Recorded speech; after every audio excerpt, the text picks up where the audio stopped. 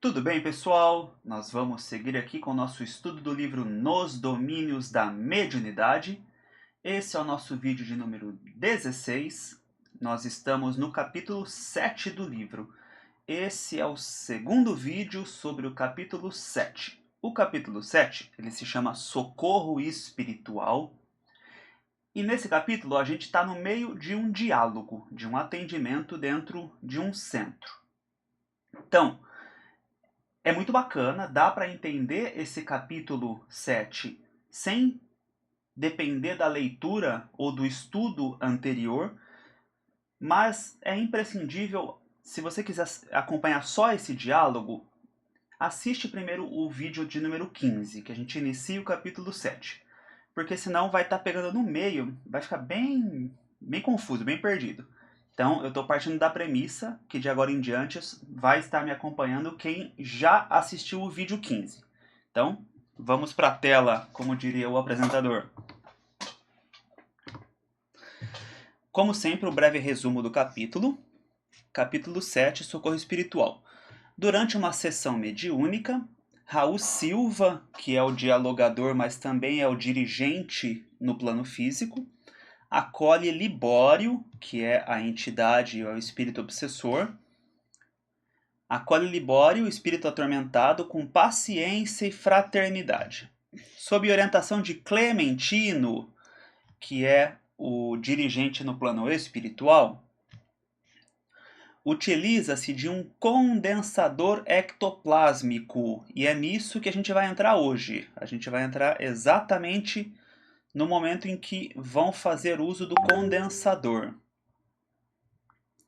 para projetar cenas do passado do comunicante, que é Libório, ajudando-o a compreender seus erros.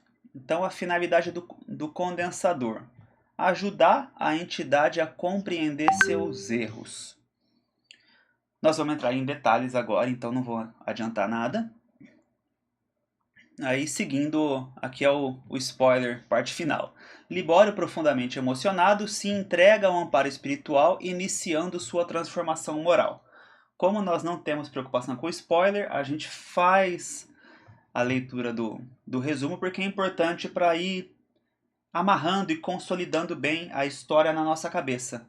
Porque a história estando mais clara, os conhecimentos, penso eu, que eles também entram com mais facilidade. Então vamos para o texto.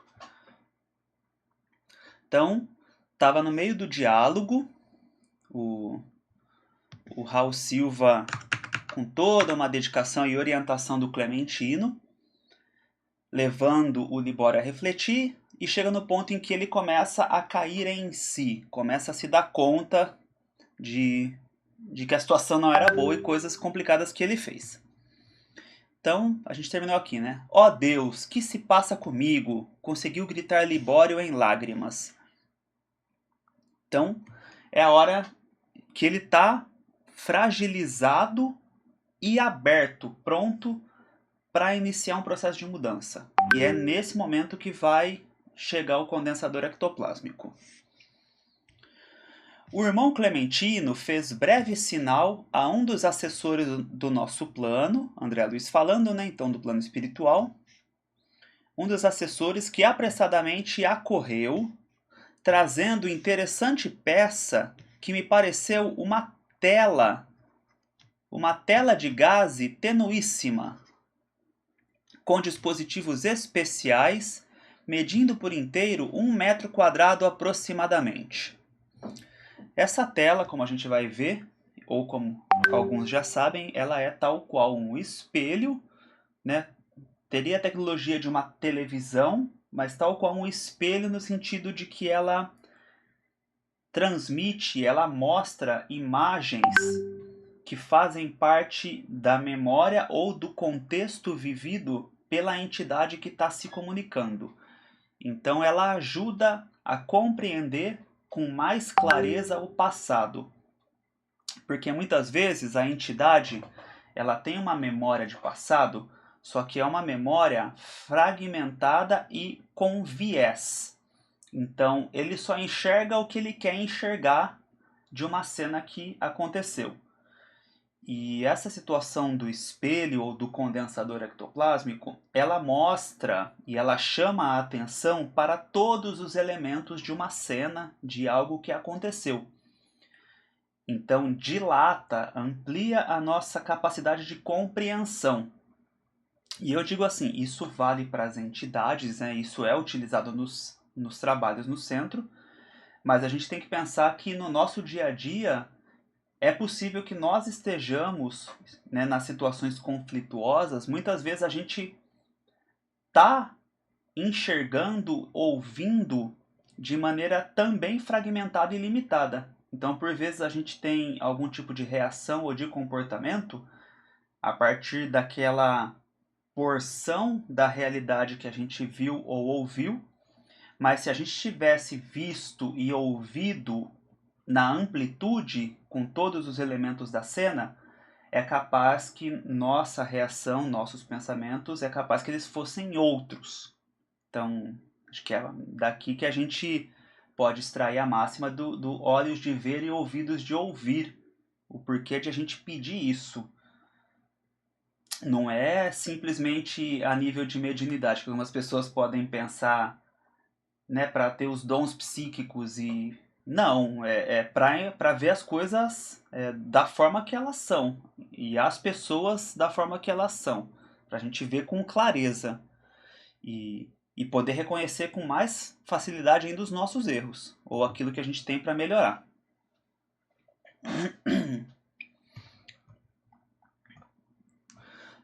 Então, seguindo no texto. O mentor espiritual da reunião manobrou pequena chave num dos ângulos do aparelho. Então ele ligou, puxou uma alavanquinha ali e ligou o aparelho. E o tecido suave se cobriu de leve massa fluídica, branquicenta e vibrátil. Então é tal qual a gente pode pensar nas TVs de plasma e LCD assim, né? Então ligou e ele começou a perceber movimento, só que aqui nessa cor mais esbranquiçada. Em seguida, o mentor espiritual postou-se novamente ao pé de Silva, que é o Raul, que é o dialogador. Então, o mentor voltou junto do Silva, que, controlado por ele, disse ao comunicante. Então, o Silva vai dizer aqui para o Libório, mediante inspiração do Clementino. Lembre-se, meu amigo, lembre-se.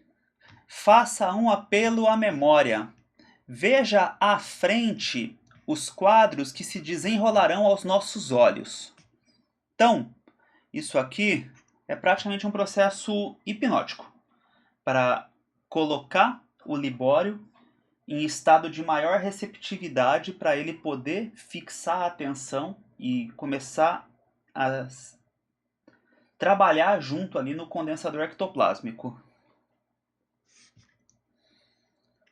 De imediato, como se tivesse a atenção compulsoriamente atraída pela tela, olha lá, ele colocou a atenção na tela, compulsoriamente, quer dizer, de uma maneira forçada ou sem que ele pudesse resistir. Por isso que eu digo que isso aqui é um comando praticamente hipnótico, que só foi possível porque o Libório já estava sensibilizado.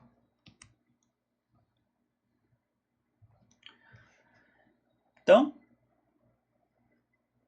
a atenção compulsoriamente atraída pela tela, o visitante, que é o Libório, fixou-a e desde esse momento, desde que ele fixou a atenção na tela, vimos com assombro, isso André Luiz, né? Ele tomou um susto, porque ele nunca tinha visto isso. Vimos com assombro que o retângulo, que é o espelho ou o ectoplasma aqui, sensibilizado, exibia variadas cenas de que o próprio Libório era o principal protagonista. Então, começa a projetar cenas a partir dos conteúdos das vivências do próprio Libório, do espírito. E sobre essas cenas, recebendo-as mentalmente, Raul Silva, que é o dialogador, passou a descrevê-las. Então, a gente vai ver mais à frente, o Silva, por ele ter uma mediunidade já bem trabalhada, ele é dialogador, mas ele tem a mediunidade bem trabalhada. Então, ele está super sintonizado com o Clementino, que é o guia dirigente espiritual, mas ele também está conectado no campo de trabalho ali. E ele começa a perceber junto o que está acontecendo, a atividade que vai sendo retratada no projetor ectoplásmico, ele também começa a perceber e ele vai falando. A questão de ele falar é tal qual um reforço, porque é possível que a entidade, por vezes, relute de não querer enxergar, de fechar os olhos, de virar o rosto, de ela não querer olhar para o espelho, apesar de ela já ter sido atraída. Mas é possível que ela resista.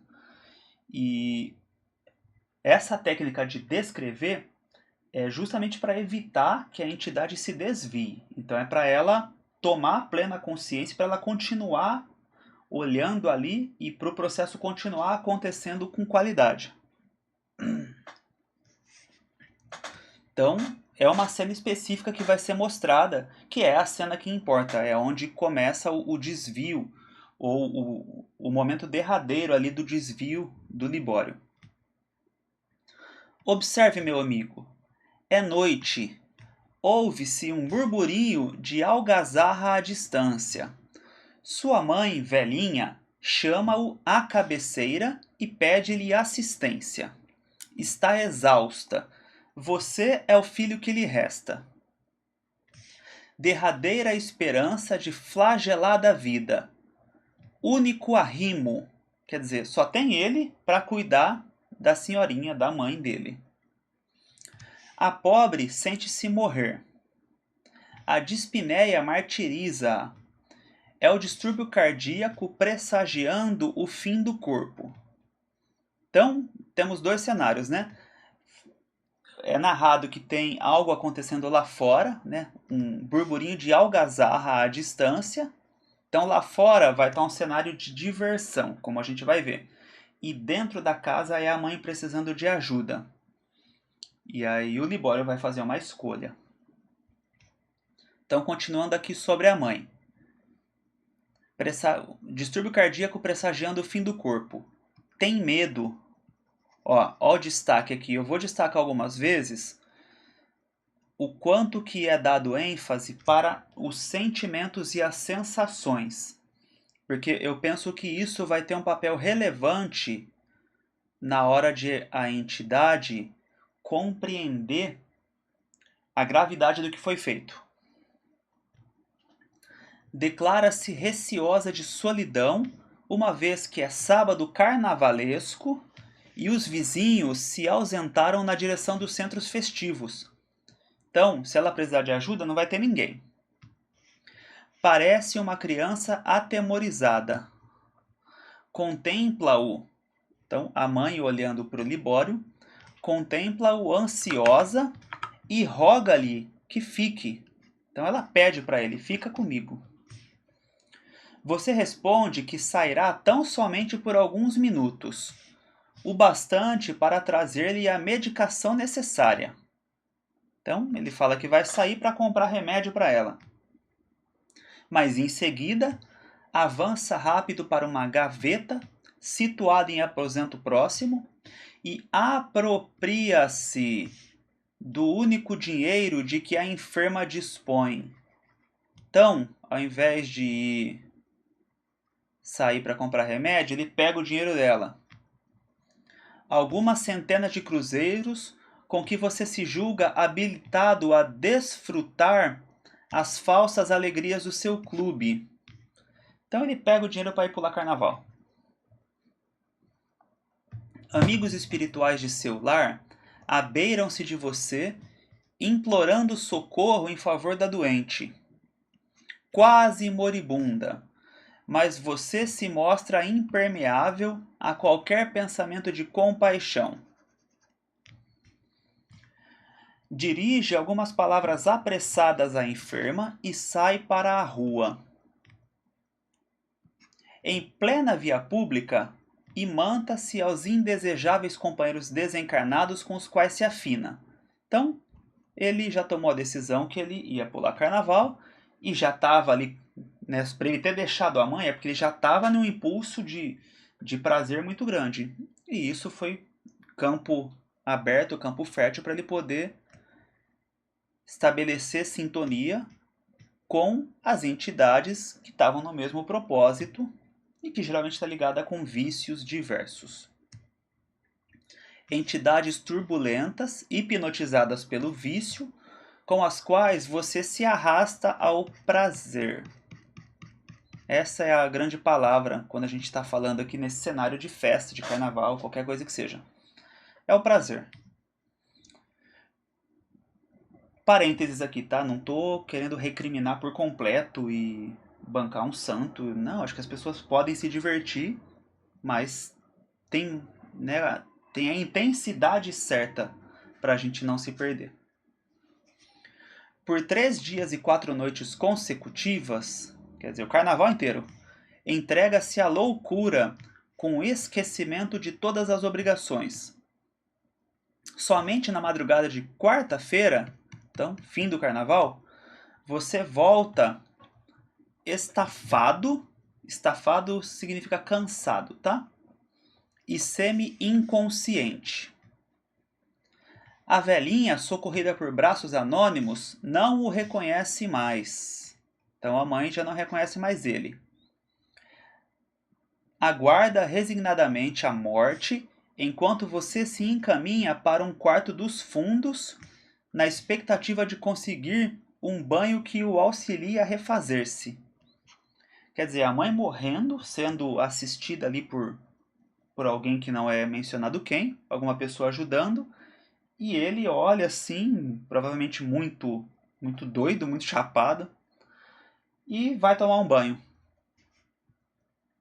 Abre o gás e senta-se por alguns minutos, experimentando a cabeça entontecida. O corpo exige descanso depois da louca folia. A fadiga surge insopitável. Desapercebe-se de si mesmo e dorme semi-embriagado, perdendo a existência porque as emanações tóxicas lhe cadaverizaram o corpo.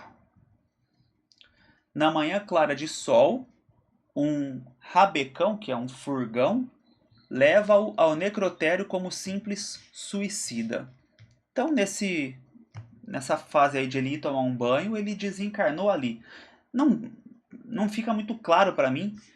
O texto dá uma ênfase aqui falando que abre o gás, o que poderia sugerir que teve algum tipo de intoxicação em razão do gás, mas o texto coloca mais como se fosse as substâncias e aquilo que ele usou e o desgaste que ele teve nesse período do carnaval.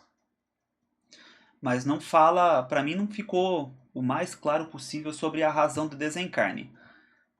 Mas é tratado aqui como simples suicida. Então, foi mostrada toda essa cena no projetor ectoplásmico e o Raul Silva foi falando essas cenas para o Libório. Nessa altura, o interlocutor, que é o Libório Espírito, como se voltasse de um pesadelo, bradou desesperado, gritou: "Ó, esta é a verdade! Onde está minha casa? Sara, Sara, quero minha mãe, minha mãe." "Acalme-se", recomendou Raul, compadecido. "Nunca nos faltará o socorro divino." Seu lar, meu amigo, cerrou-se com os seus olhos de carne e sua genitora, de outras esferas, lhe estende os braços amorosos e santificantes. O comunicante vencido caiu em lágrimas. Quer dizer, o Raul Silva aqui, a partir do que já foi mostrado no projetor ectoplásmico, o Raul Silva confirmou para ele, para o Libório, que ele desencarnou. e que a casa que ele conheceu já não está mais lá com a mãe dele, porque a mãe dele também já desencarnou, e coloca aqui a mãe dele de outras esferas, então colocando em uma situação melhor, lhe estende os braços amorosos e santificantes. Então, a mãe ainda vem em auxílio, mesmo tendo sido abandonada por ele. O que eu acho que cabe de pontuação? De modo geral, nos diálogos, a gente não fala, ou a gente evita de todas as formas chegar nesse ponto de ter que informar para a entidade que ela desencarnou. Algumas já têm uma suspeita e elas vão estar apenas procurando uma confirmação. Então a gente, com muito jeito, coloca dizendo que, olha, a sua vida continua, né? Como que estou falando com alguém aqui, não estou falando? Então a gente vai tentando induzir a entidade para ela não ficar desesperada. Embora a gente não minta, chega um ponto que ela vai percebendo e a gente só confirma que sim, né, houve essa passagem, mas você está aqui, você, né, tem pessoas te esperando e etc. Então a gente não deixa o impacto chegar forte. Nesse caso foi falado porque já tinha tomado conhecimento através das imagens que foram mostradas. E provavelmente era importante para ele tomar conhecimento disso. Porque do contrário, não é seguro a gente informar que a entidade morreu, porque o choque é muito grande. A gente tem que pensar assim: tem a entidade recebendo a notícia, mas também tem a pessoa que está ali trabalhando de médium. E aquela emoção toda, ela vai escoar, ela vai explodir ali no médium. E é um baque a mais para ter que segurar. Então, assim, é um baque energético no médium, no diálogo. Pode ser que o dialogador perca a sintonia, porque a entidade vai estar agora desesperada pensando em outra coisa, pensando na morte dela, em todas as pessoas, em todas as coisas dela. E a sintonia que a gente precisa para seguir um diálogo pode ser que ela desapareça. Então, não é recomendável nós darmos essa notícia. O ideal é sempre encaminhar. Se chegou num ponto que não consegue mais dialogar porque a entidade quer saber se ela morreu ou não, apresenta que vai ter algum amigo espiritual, apresenta e deixa que a espiritualidade comunique da melhor forma possível. Não dá para seguir um diálogo se a gente ficar preso nisso e sentir que não vai ter condições. Então, o comunicante vencido caiu em lágrimas. Essa hora aqui, né, do choro das lágrimas, é a hora final da redenção, da transformação. É nesse momento em que a gente consegue resgatar os melhores conteúdos e dar o tempo certo para reerguer a entidade ali, e geralmente apresentando corações amigos que estão esperando esse momento da redenção para poder ter a efetiva transformação que a gente espera no diálogo, né? Tão grande lhe surgiu a crise emotiva que o mentor espiritual do grupo se apressou a desligá-lo do equipamento mediúnico. Então, esse baque foi tão grande que o Clementino já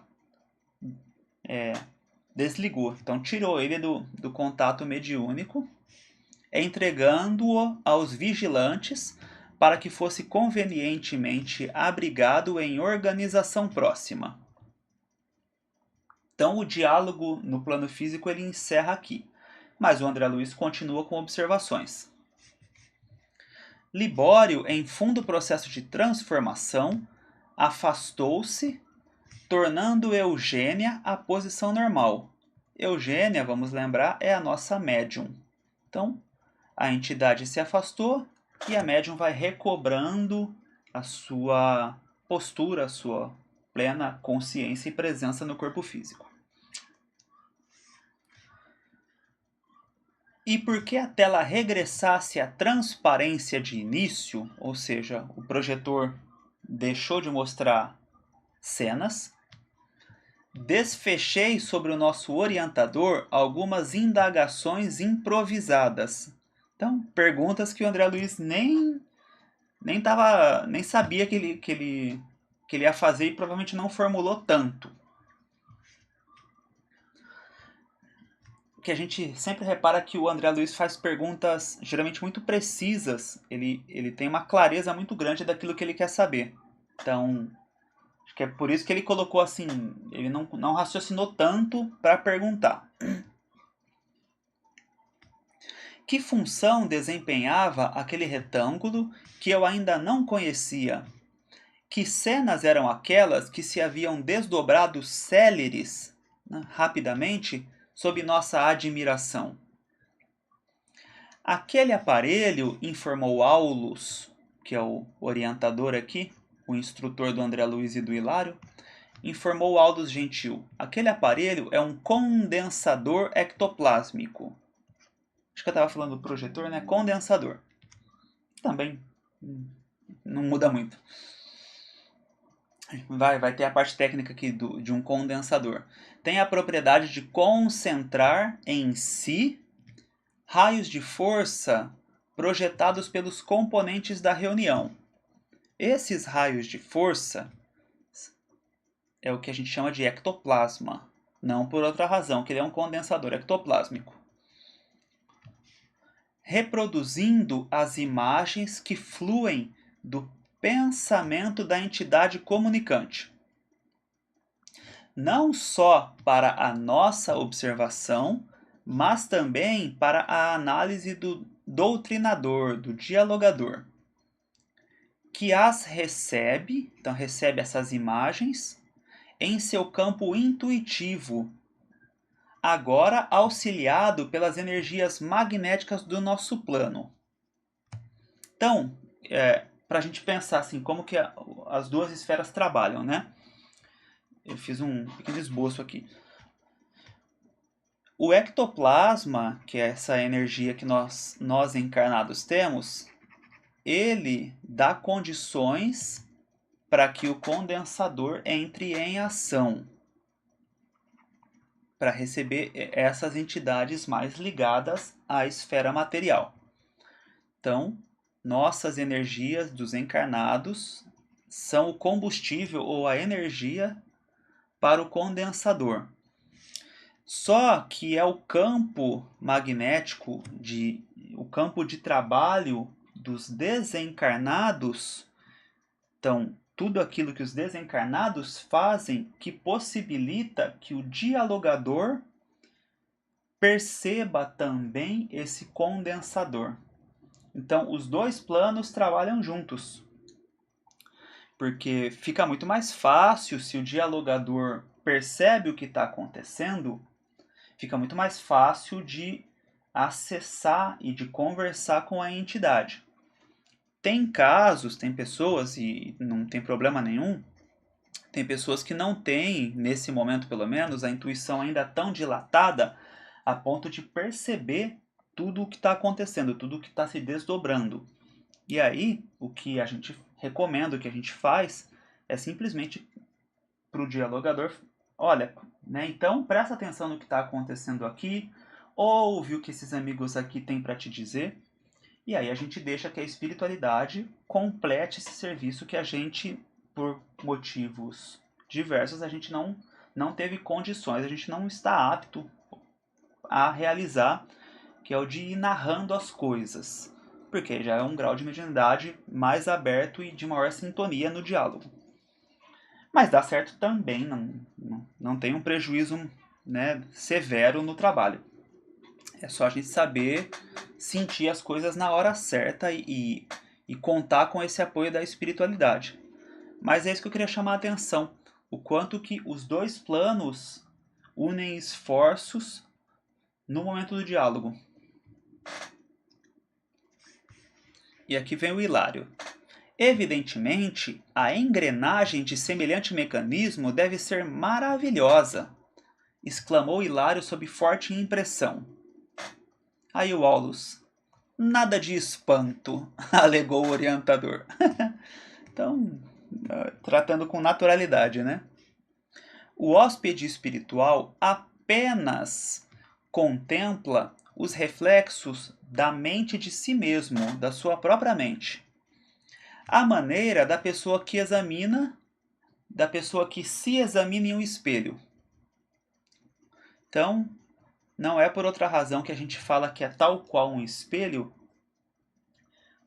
porque de fato a pessoa começa a se ver, só que ela se vê em movimento, em cenas. Não é só uma questão física, estética e do que a gente vê nesse momento exato, né? Imediato. Mas é uma forma fácil de colocar a entidade para entrar em contato com o condensador, é falar que na frente dela tem algo parecido com um espelho. Exato, confirmou o assistente. Então tá aqui, ó. Eita, perdão, eu pulei um parágrafo. Vamos voltar aqui. A maneira da pessoa que se examina em um espelho.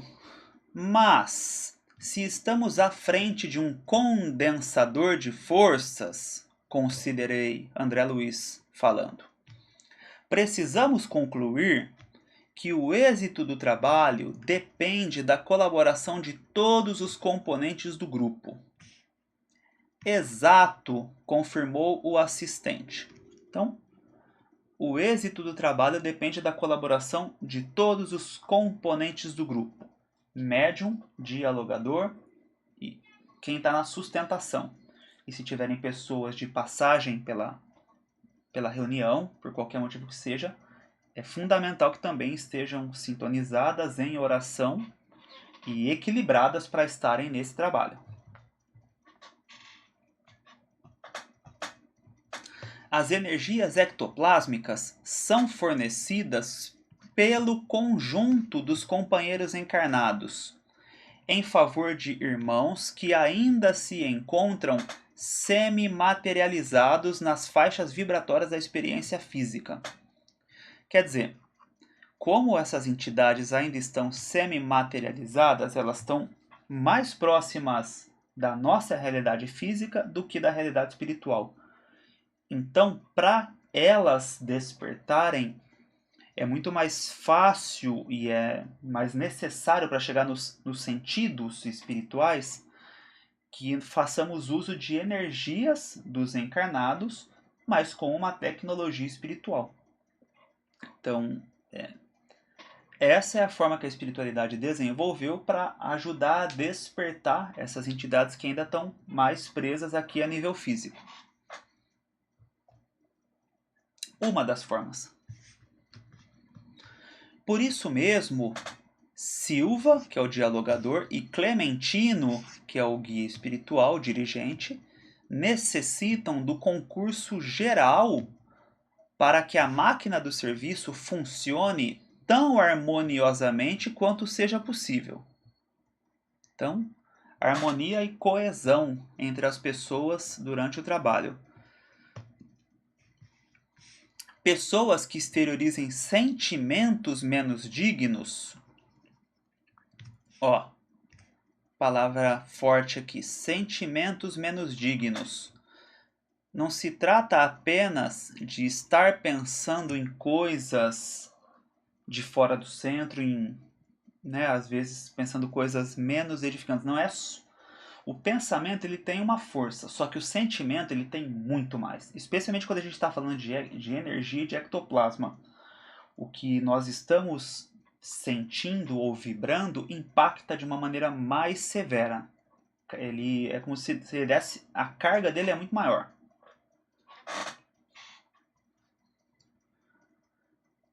Pessoas que exteriorizem sentimentos menos dignos, equivalentes a princípios envenenados, nascidos das viciações de variada espécie, perturbam enormemente as atividades dessa natureza.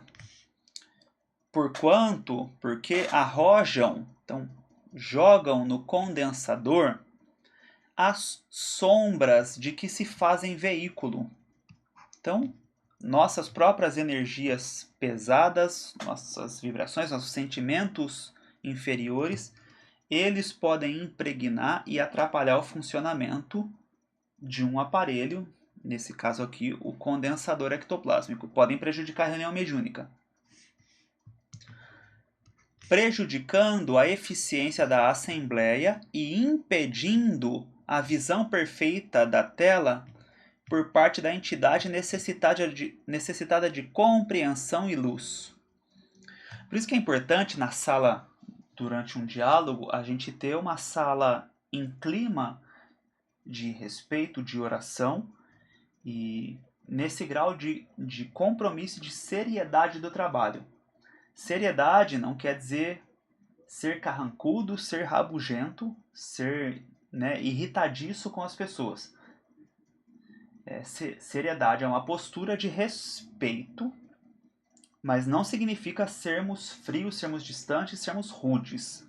Que acho que as pessoas, por vezes, têm dificuldade de diferenciar seriedade, que está ligada mais a compromisso, de falta de educação. Então, vira pretexto para dar patada nos outros ou para tratar mal. Essa ideia de que é sério. Então, acho que a gente conseguir equilibrar bem. Levava-nos o assunto a diferentes inquirições, mas o nosso orientador lançou-nos um olhar discreto, como a pedir-nos silêncio e atenção. Quer dizer, o André Luiz queria saber mais coisas, ia perguntar mais, só que o Aulus só deu aquela olhada assim, por exemplo, tipo assim, André, agora não. Como a pedir-nos silêncio e atenção. Justamente pelo clima de seriedade que o ambiente impõe. Então tem horas que dá para perguntar e tem horas que não, porque provavelmente já vai iniciar uma outra atividade, algo que vai exigir a atenção deles. Então, ó um exemplo aqui de como que pode ser sério sem ser rude, sem ser desrespeitoso. Bastou um olhar que diz muita coisa para o André Luiz entender que tá, beleza, agora não é hora de eu continuar com as perguntas. Porque o André Luiz é uma pessoa muito curiosa, né? A gente vê nos textos o quanto que ele quer entender. Ele é muito inteligente, faz perguntas muito boas, para a nossa sorte, que a gente tem uma obra muito rica. Então, nosso capítulo de hoje, essa segunda parte, o nosso vídeo foi mais curtinho, mas acho que foi muito bacana, eu gostei muito de estudar esse capítulo 7, parte 1 e hoje a parte 2. E espero que para você também tenha sido proveitoso. Se quiser indicar para as pessoas, por vezes quem acompanhou o Diálogo com as Sombras, o nosso outro estudo só sobre diálogo, se você não viu, fica o convite. Tem 30 e poucos vídeos que fizemos há pouco mais de um ano, então já estão todos disponíveis, de um estudo completo sobre esse assunto dos diálogos. E eu acho que esses dois últimos, né, o 15 e o de hoje, o 16, acabam sendo um compilado, um reforço e talvez em alguns pontos um aprofundamento sobre esse estudo do diálogo. Então, gostei bastante do que o livro nos entregou e do que a gente conseguiu explorar. E eu espero que você também tenha gostado. Se gostou, se quiser escrever gostei, valeu, muito bom. Porque os comentários ajudam, né, a movimentar o YouTube. Puder deixar o curtir, compartilhar e não esquecer de inscrever. Eu mesmo esqueço sempre de falar da importância de se inscrever e ativar o sininho para avisar de próximos vídeos. Então, recados finais são esses. Muito obrigado e até o próximo vídeo, se Deus permitir. Um abraço.